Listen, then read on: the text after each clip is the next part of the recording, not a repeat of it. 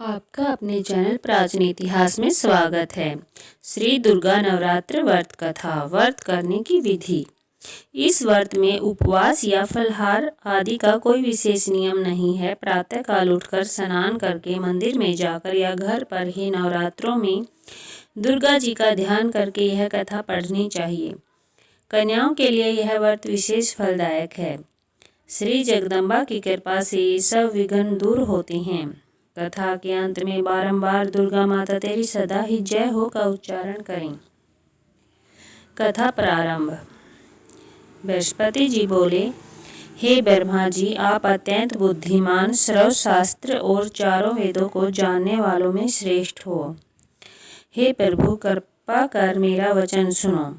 चैत्र, आश्विन, माघ और आषाढ़ मास के शुक्ल पक्ष में नवरात्र का व्रत और उत्सव क्यों किया जाता है? हे भगवान, इस व्रत का क्या फल है, किस प्रकार करना उचित है और पहले इस व्रत को किसने किया है, सो विस्तार से कहो। बृहस्पति जी का ऐसा प्रश्न सुनकर ब्रह्मा जी कहने लगे, हे बृहस्पति, प्राणियों का हित करने की इच्छा से तुमने बहुत ही अच्छा प्रश्न किया है। जो मनुष्य मनोरथ पूर्ण करने वाली दुर्गा, महादेवी, सूर्य और नारायण का ध्यान करते हैं, वे मनुष्य धन्य हैं। यह नवरात्र व्रत संपूर्ण कामनाओं को पूर्ण करने वाला है। इसके करने से पुत्र चाहने वाले को पुत्र, धन चाहने वाले को धन, विद्या चाहने वाले को विद्या और सुख चाहने वाले को सुख मिल सकता है। इस व्रत को करने से रोगी मनुष्य का रोग दूर हो जाता है और कारागार में पड़ा हुआ मनुष्य बंधन से छूट जाता है। मनुष्य की तमाम आपत्तियां दूर हो जाती हैं और उसके घर में संपूर्ण संपत्तियां आकर उपस्थित हो जाती हैं। बंध्या और काक बंध्या के इस व्रत के करने से पुत्र हो जाता है। समस्त पापों को दूर करने वाले इस व्रत के करने से ऐसा कौन सा मनोरथ है जो सिद्ध नहीं हो सकता? जो मनुष्य इस अलभ्य मनुष्य देह को पाकर भी नवरात्र का व्रत नहीं करता है, वह माता पिता की सेवा से विमुख होकर पाप का भागी होता है। वह अनेक दुखों को भोगता है। उसके शरीर में अनेकों व्याधियां उत्पन्न हो जाती हैं। वह संतान का सुख भी नहीं पाता है। इस प्रकार वह मूर्ख अनेक दुख भोगता है। इस व्रत को न करने वाला मूर्ख मनुष्य धन और धान्य से रहित हो भूख और प्यास के मारे पृथ्वी पर घूमता है और गूंगा हो जाता है। जो सुहागिन स्त्री भूल से इस व्रत को नहीं करती, वह पति से विहीन होकर नाना प्रकार के दुखों को भोगती है। यदि व्रत करने वाला मनुष्य सारे दिन उपवास न कर सके तो एक समय भोजन करे।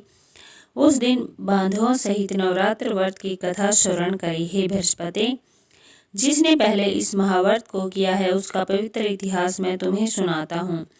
तुम सावधान होकर सुनो। इस प्रकार ब्रह्मा जी के वचन सुनकर बृहस्पति जी बोले, हे ब्रह्मा जी, मनुष्यों का कल्याण करने वाले इस व्रत के इतिहास को मेरे लिए कहो। मैं सावधान होकर सुन रहा हूँ।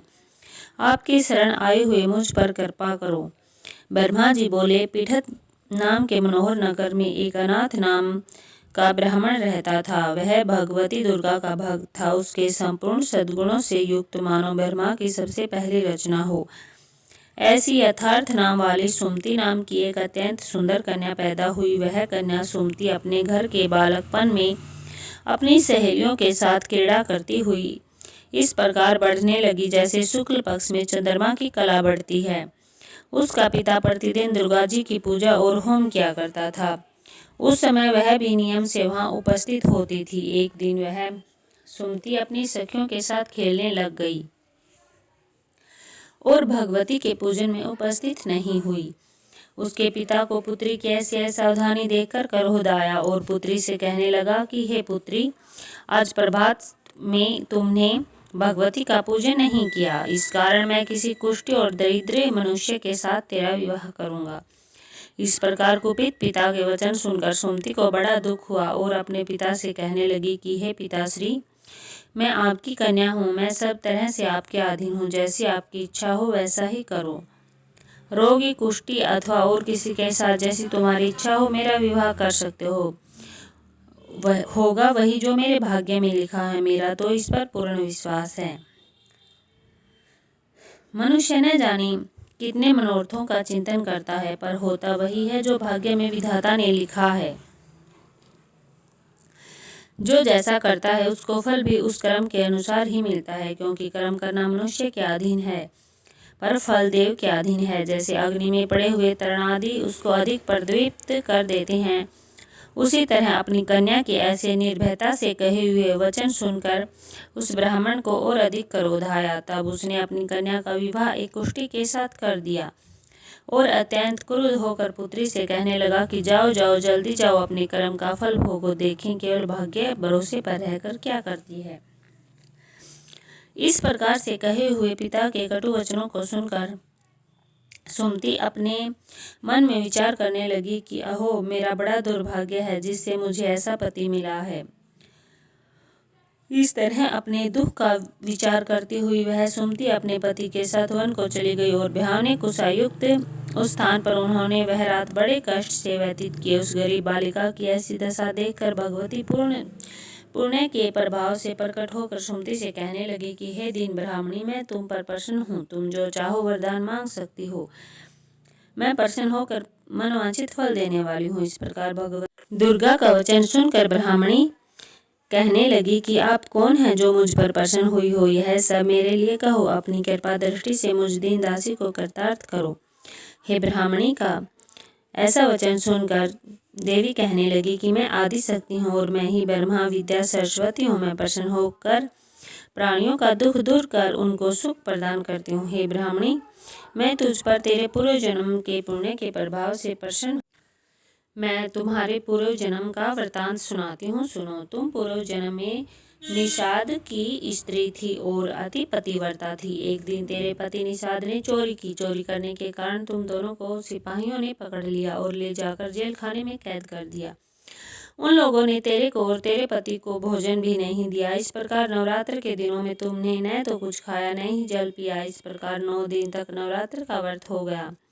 हे ब्राह्मणी, उन दिनों में जो व्रत हुआ उस व्रत के प्रभाव से प्रसन्न होकर तुम्हें मनोवांछित वर दे रही हूँ। तुम्हारी जो इच्छा हो सो मांगो। यह इस प्रकार दुर्गा जी के कहे हुए वचन सुनकर ब्राह्मणी बोली कि अगर आप मुझ पर प्रसन्न हैं तो हे दुर्गे माँ, मैं आपको प्रणाम करती हूँ, कृपा करके मेरे पति के कोढ़ को दूर करो।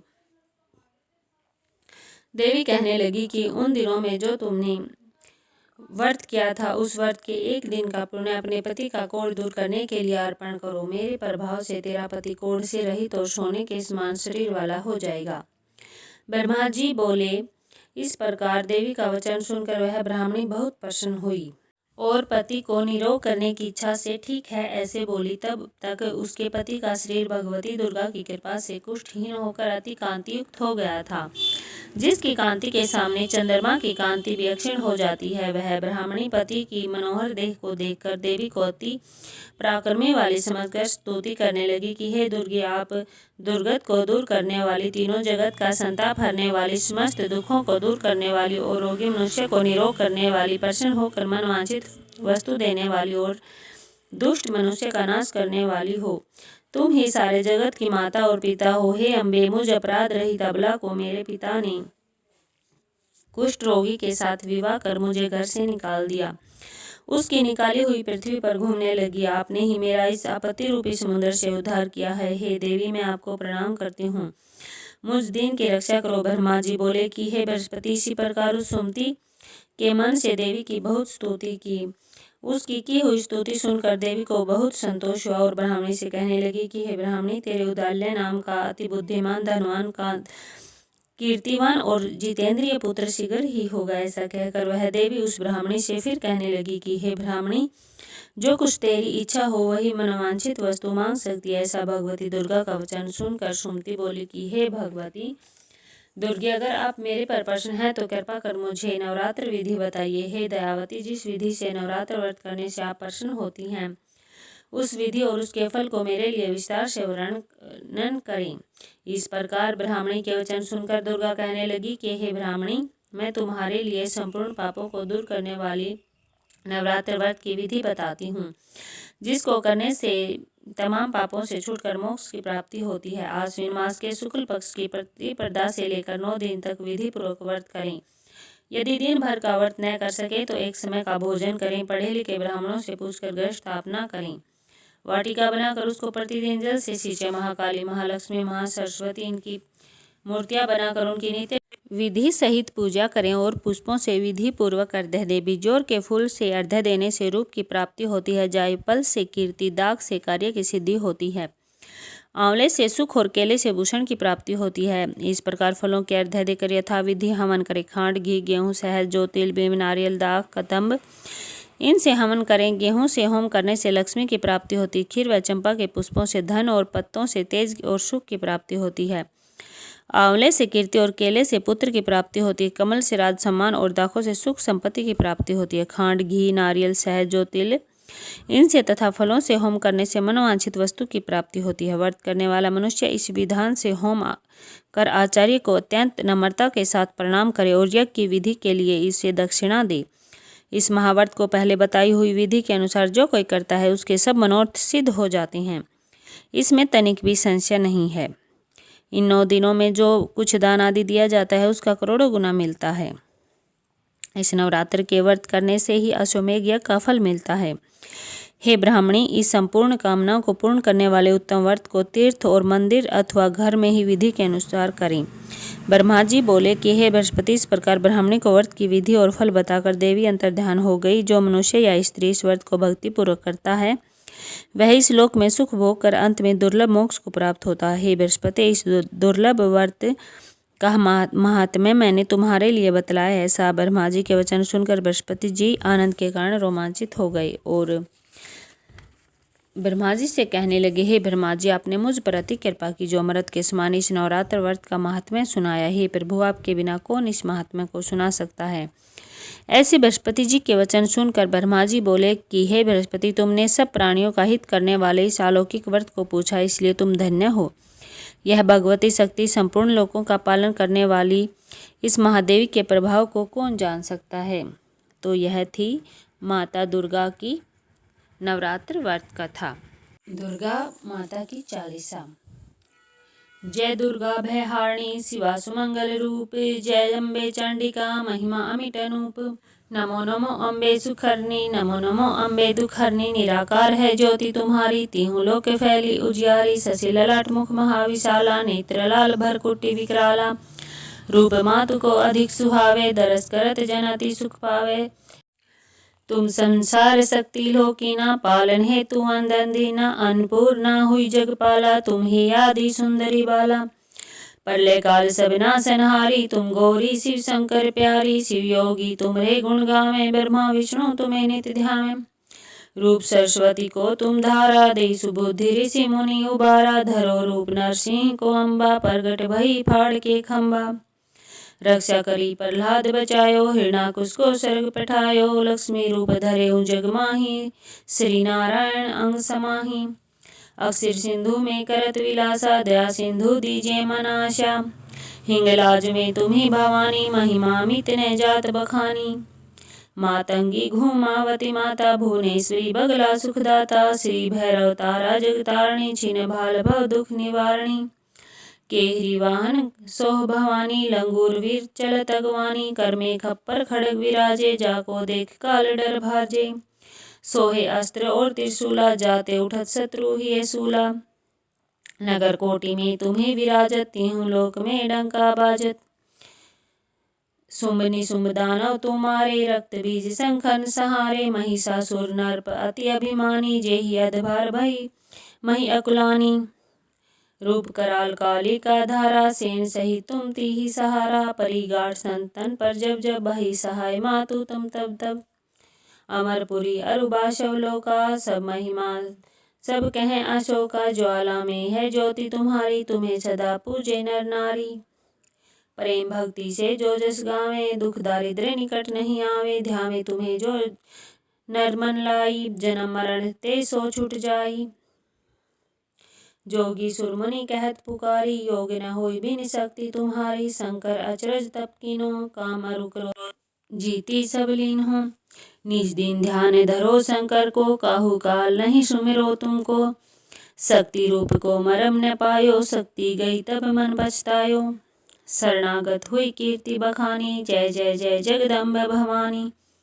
भई प्रसन्न आदि जगदम्बा, दई शक्ति नहीं कीन विलंबा। मोह को मातु कष्ट अति घेरो, तुम बिन कोन हरे दुख मेरो। आशा तृष्णा निपट सतावे, रिपु मूर्ख मोहि अति डर पावे।